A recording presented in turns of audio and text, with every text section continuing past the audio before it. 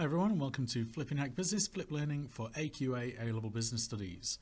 Now this is for Unit 6, Video 1, which is Decision Making to Improve Human Resource Performance. Now I apologise that there haven't been many more videos for Unit 5, the Finance Department unit, but I have been a bit more practical in my own teaching, so hopefully there will be a few more of those come up over the next couple of weeks to months. So what we're looking at first is we're actually looking at human resources, like what it actually means. So the contents for this video are what is human resource management, HR objectives, so HR, human resources, obviously, value of setting HR objectives, internal and external influences on objectives and decisions, and then hard versus soft HRM approaches.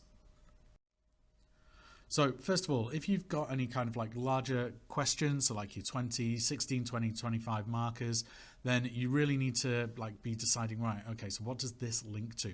So if we look, then HR objectives link to corporate objectives, obviously, all the objectives of the functioning departments do. Marketing objectives, they're the ones who give you, who will help you for what you need. Operation objectives,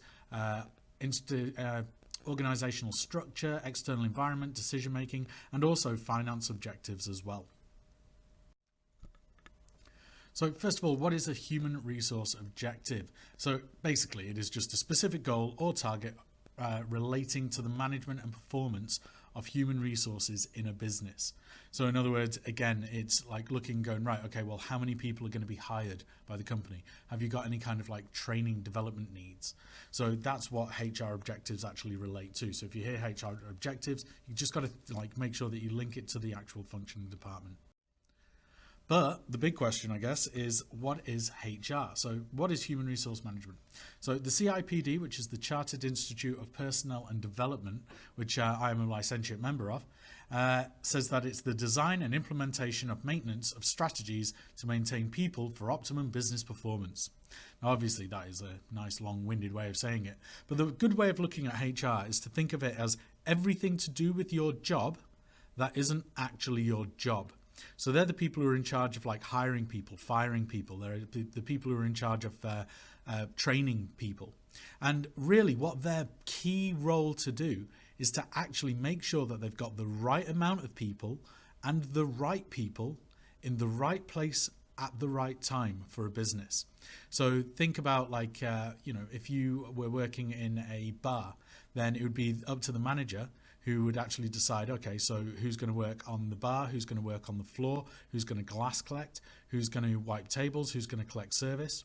Well, that's on a very small scale. So now you think of a bigger business, if you thought about, say, Nissan.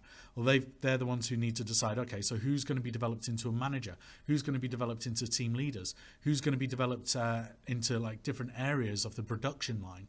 And it's HR that actually come up with this sort of the budget, they come up with the plan, and they come up with the design of how it's all going to be implemented.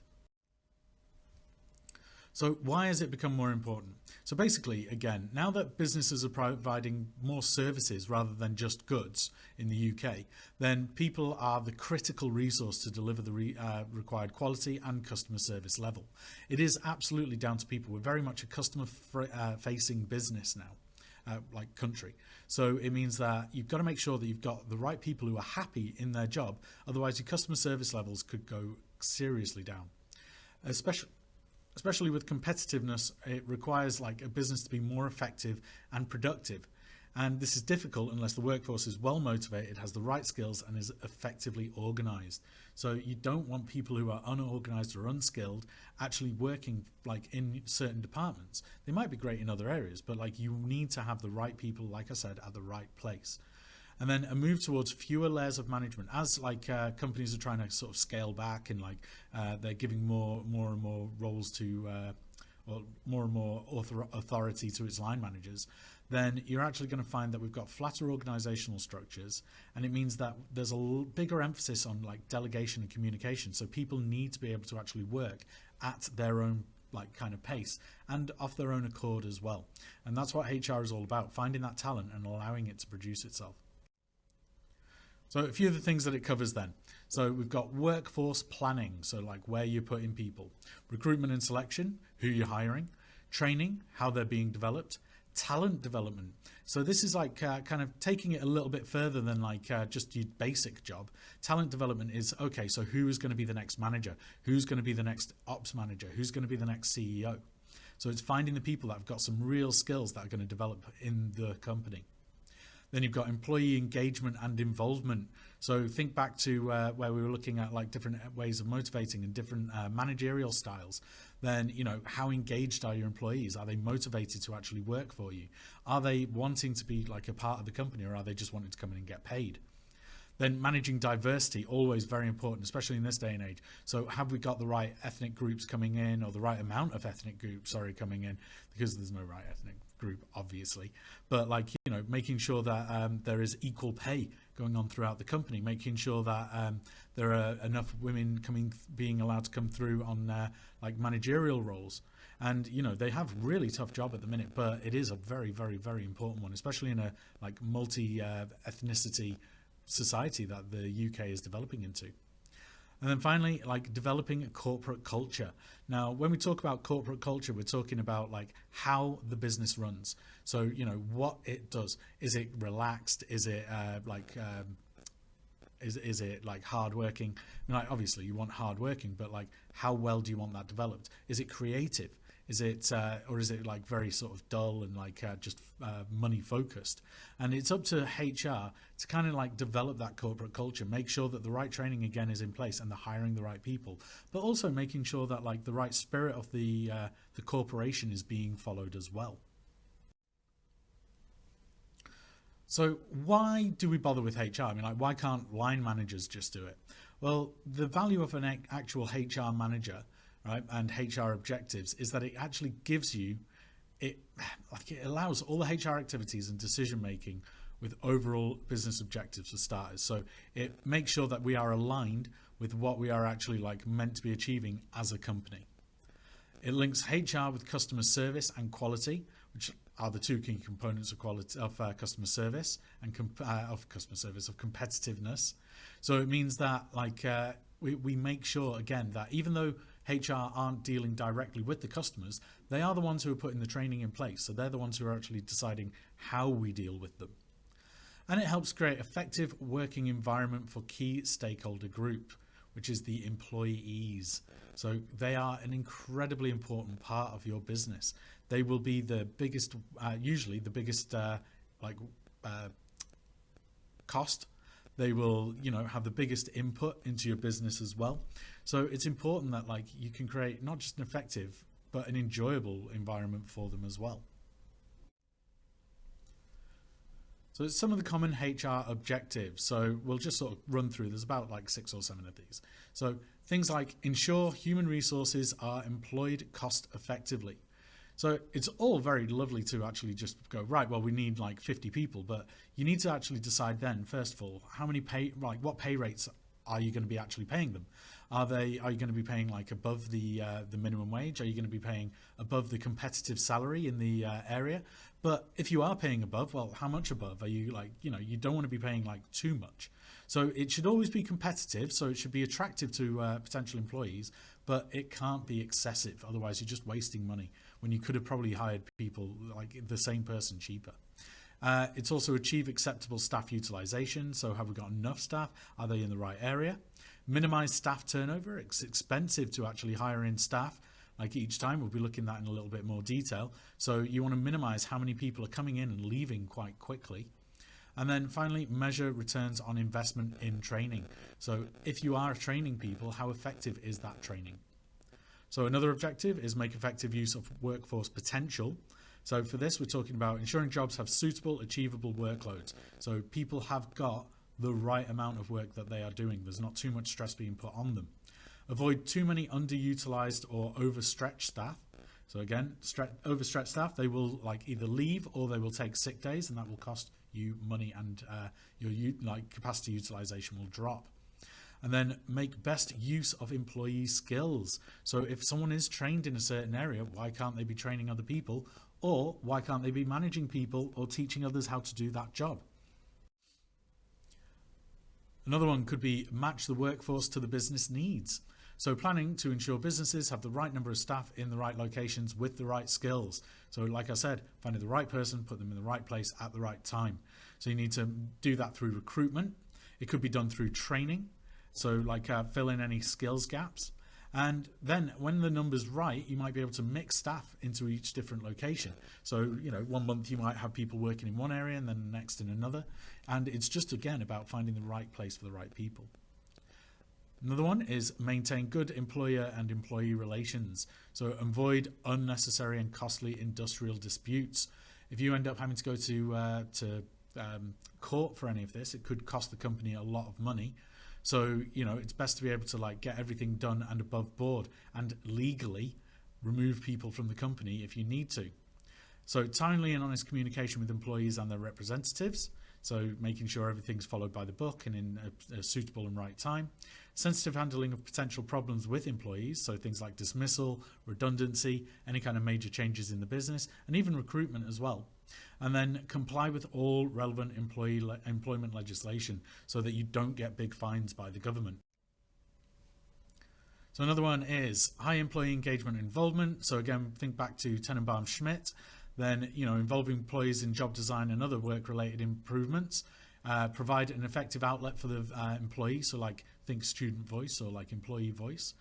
Another one is operate effective talent development. So link talent development programs with strategies for recruitment and retention. So why would you go outside of the business to hire in a manager when you could actually find potentially someone who's on the shop floor who might actually be able to do the job just as well or better because of course they'll already know about the company. And then implement effective internal recruitment processes as well as external. And finally, manage diversity well is effective equality management and processes, and make sure that you are complying fully with all diversity legislation. Again, like things like the big companies now have been told that they have to actually announce how much they're paying their female workers so that it can be compared to how they're paying their male workers for equal jobs. And a lot of companies are now facing, like, have released this and had to give a lot of like women big salary increases simply because they weren't paying them at an equal level. So when we're looking at HR objectives, then we can again look at it through internal and external influences. Our internal influences are things like corporate objectives. Straight away, corporate objectives affects everything else, right? So corporate objective of cost reduction is likely to require HR to implement redundancies, job reallocations, etc. So if they're trying to save money, you might be the person, like the HR people will be the ones who actually come along, have to decide, well, who are we getting rid of? How many are we getting rid of? Operational strategies, I think you can see the connection here. They're all the other functioning areas. So operational strategies. So if you've got an introduction, for example, of a new IT or other systems, process may require new staff training, or it may require fewer staff. Marketing strategies, so new product development and entry into a new market, might mean changes in organizational structure and recruitment of new sales teams in new areas. Then finally, financial strategies, so e.g. a decision to reduce costs by outsourcing training would result in changes to training programs. So if you want to actually like have someone else train your staff for you, then it means that actually you don't need to have as many expensive training programs in the HR budget, so you might find that your budget might be a little bit more effective. So our external influences on HR objectives. So again, think PESTLE. So we'll start at the bottom here. So political and legal changes, so the P and the L. So EU legislation on areas such as maximum working time and other employment rights will affect directly on the workforce planning and remuneration. Remuneration is like the amount that you get paid, but it also takes into account things like bonuses, any kind of like car allowances, etc. that you might find. So if they were to change maximum working hours, or even if they were to change things like the minimum wage, then that's going to have a serious effect on your business. Economic change, so the recession of 2009/10 placed great pressure on the HR departments to reduce staff costs and improve productivity. In fact, a lot of companies actually ended up getting rid of HR departments because they felt that like the line managers could cope with it instead. And a lot of these companies actually found it very difficult later in a few years down the line to actually find like the right sort of balance. They were having all sorts of trouble where line managers weren't as sensitive as HR specialists. Social changes, so the growing number of single person households is increasing. Demand for from employees for flexible working options, so things like being able to like work from home, or even like coming in a little bit later and finishing later, or coming in a bit earlier and finishing earlier. So those social changes are going to mean that HR department's going to have to look at their working hours and decide, okay, well, what is suitable, who can actually apply for this, and who does it like suit to. And then T is the rapid growth of social networking may require changes in the way that business communicate with employees and customers. So a lot of like online training is done now, or a lot of like companies will use like Facebook or another like form of media to post like some of their like important communications. So if they do that, then obviously HR is going to have to come along and go, right, okay, so how do we communicate this down to the actual staff and make sure that everybody is on board with it? And finally, market changes. So a loss of market share to a competitor may require a change in management or job losses to improve competitiveness. So it could be that they are the ones who are going to end up having to fire people. Right, so there is two ways of looking at HR as well. So we've got hard and soft HRM. So hard management, usually these treat employees simply as a resource of the business. So it's usually strongly linked with corporate business planning. So what resources do we need? How do we get them? And how much will they cost? So at the top, they won't be thinking about the employees in general. They'll be thinking about them as numbers on a page. Or there is soft, where it treats employees as the most important resource in the business and a source of a competitive advantage. So employees are treated as individuals and their needs are planned accordingly. So there are two ways, basically. You can look at people as numbers, or you can look at people as actual people. And in which case, you need to decide, well, are you going to adopt one system or another, or are you going to find some sort of middle ground? So hard HRM basically is focus. So it's identify the workforce needs of the business and recruit them and manage them accordingly. So hire, moving, and firing. So key features are things like they're very much short-term, changes in employee numbers. There's so think recruitment redundancy. There's minimal communication from the top down. They will just simply be a case of do what I say, don't do as I do. Then pay will usually be enough to recruit and retain staff, so like minimum wage. Very little empowerment or delegation, so you do this job, that's it. Appraisal systems focused on making judgments, so good and bad about staff. So like it's very much right, okay, this person can do this, can't do that. And then usually they come with a taller organizational structure, and it suits very much an autocratic leadership style. Where soft HRM is more focused on the needs of the employees, so like rewards, roles, motivation, being promoted. And usually for this, it's like a bit more of a longer term workforce plan. So where do we see ourselves in 5-10 years time? And is very much strong and regular two-way communication. You have a lot more control. Now with that, it comes with the competitive advantage. So it means that there might be more performance-related rewards, so profit share or share options, or higher pay. So for example, a doggy daycare that is paying the living wage instead of minimum wage should be able to actually, in theory, attract more skilled staff from other areas. Then employees are empowered and encouraged to seek delegation and take responsibility. So again, think about the Tenenbaum-Schmidt. This is very much at the right-hand side of the spectrum. Appraisal systems are focused on identifying and assessing training and other development needs, as opposed to this is good, this is bad. They go, right, okay, so what do you need? And this comes usually with a flatter organizational structure, where there's a lot easier communication between staff and managers, and very much a democratic leadership style. So ultimately, which is better, hard or soft? Well, there's a lot of people who, there's a lot of different situations. It's the same with any kind of leadership style. You need to decide, so what is required? So hard might be more cost effective, where decision making is quicker, focused on senior managers. So if you're looking at maybe low skilled, low paid employees, then a hard line might be the right area. If you look at bookies, they are very much hard HR.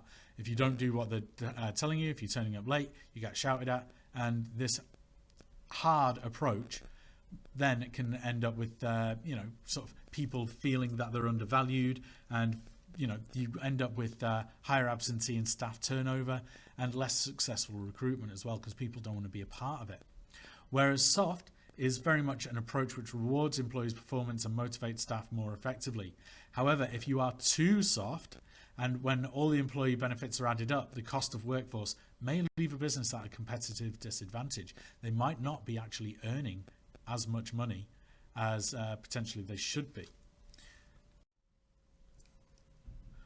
Okay, thanks very much for watching. For more information, just make sure that you leave a thumbs up and subscribe to Flipping Heck Business.